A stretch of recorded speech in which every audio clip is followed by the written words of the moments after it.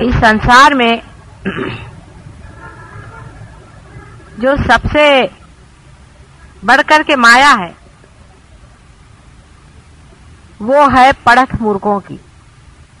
पढ़त मूर्ख उन्हें कहते हैं जिनके लिए कबीरदास जी ने कहा है, पढ़ी पढ़ी पंडित मूर्ख भये।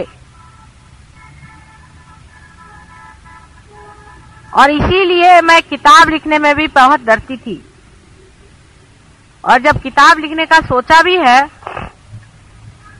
तो भी ऐसे महामूर्खों के हाथ में वो नहीं पड़नी चाहिए।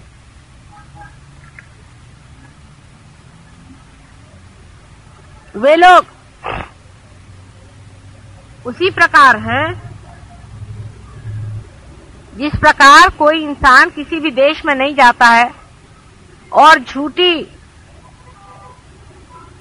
बातें सारी दुनिया में बताता है कि मैं वहां गया था, फिर वहां पे ये देखा, फिर वहां ये था, फिर वहां वो था, फिर ऐसा हुआ, और फिर किसी ने ये कहा था, उसने वो कहा था। अपनी कोई उनके पास प्रचिति नहीं होती।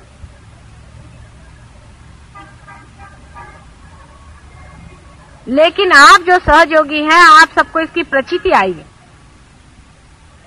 आपके अंदर से वाइब्रेशंस फूटे हैं, माने ये चैतन्य बह रहा है।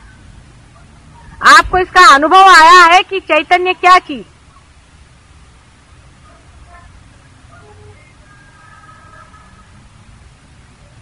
आप एक बड़े भारी स्थान पे बैठे हो।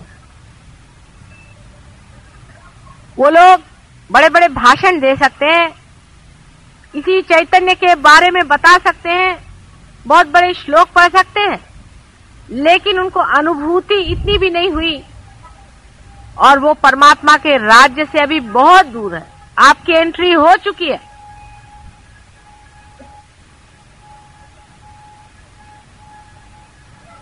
उसका एक विशेष कारण है। आपने पढ़ा होगा कि गणेश जी का जन्म सिर्फ उसकी मां ने ही किया था।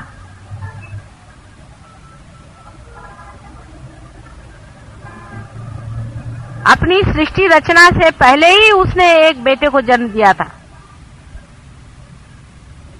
खुद मां ने ही ये सब किया था, इसलिए कि बाद में वो पिता को जान सके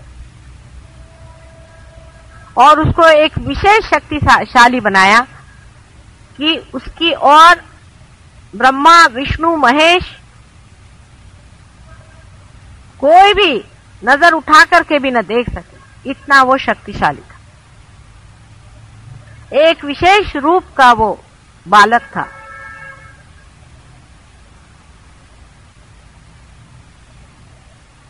और उसी की पुनरावृत्ति आज इस कलयुग में हुई है।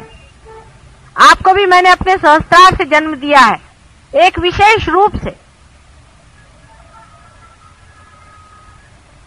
इसीलिए आपके अंदर वाइब्रेशन छूट रहे हैं।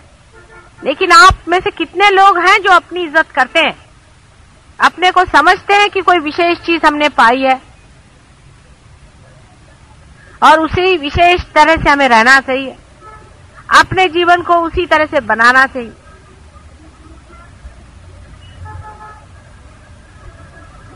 आपका स्थान देवलोक से भी ऊंचा बना है।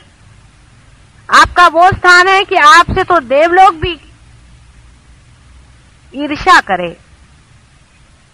किसी देवों ने इस तरह से उंगलियों के इशारे पे जागृति नहीं थी गणेश छोड़कर। किसी भी साधु संतों से ये कार्य नहीं हुआ था जिन्होंने हजारों साल की तपस्या की हुई है। इतना ही नहीं कि तुम लोग पार हो गए हो, पर इशारे पर कुंडलिनी उठाते हो और हर एक की कुंडलिनी को जांचते हो कि ये कहाँ है और कैसे। लेकिन इतनी बड़ी चीज पा करके भी आप लोगों ने अपनी इज्जत नहीं की। या तो हमारा नसीब खोटा है कि हमें खोटे ही सिक्के मिले, वो चल ही नहीं सकते।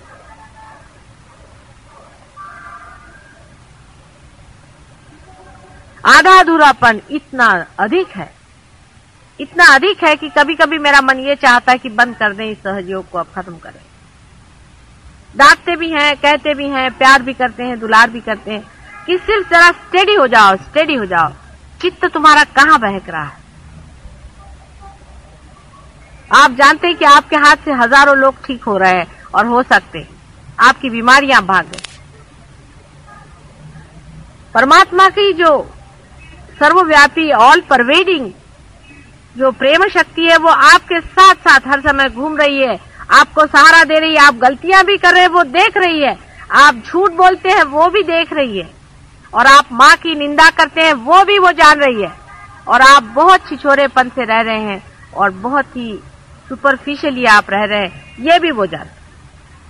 सहयोग के प्रति आपका कमिटमेंट बड़ा ही खराब है, ये भी वो शक्ति जानती है, तो भी आपका वो सहारा दे रही है हर जगह।